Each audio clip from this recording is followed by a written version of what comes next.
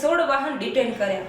તારીખ 13/2/2026ના રોજ આદિપુરથી અંજાર જતા અંજાર વિસ્તારના મુખ્ય પ્રવેશદ્વાર એવા આસાબા વે બ્રિજ સહિતના વિસ્તારોમાં border range IG Chirag Kordia અને પૂર્વ કચ્છ પોલીસ વડા સાગર બાગમારના માર્ગદર્શન હેઠળ પૂર્વ કચ્છ જિલ્લા ટ્રાફિક પોલીસ દ્વારા વાહન ચાલકો સામે કાર્યવાહી હાથ ધરવામાં આવી હતી, જેમાં બ્લેક ફિલ્મવાળી ફરતી ગાડીઓ, વાહનના આધાર પુરાવા વિના ફરતા વાહનો, લાયસન્સ વગર, નંબર પ્લેટ વગર અને જાહેર જગ્યામાં આડેધડ પાર્ક કરી ટ્રાફિકને નડતરરૂપ થતા વાહનો સામે સખત પગલાં લેવામાં આવ્યા હતા।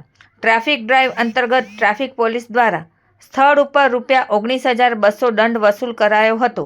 16 વાહનોને ડિટેન કરાયા હતા, જ્યારે 39 જેટલા એનસી કેસ અને એમવી એક્ટ 185નો એક કેસ ફટકારવામાં આવ્યા હતા। આ સિવાય કાળા રંગની બ્લેક પિક્ચર લગાવી ફરતા વાહનોની પિક્ચર દૂર કરાઈ હતી।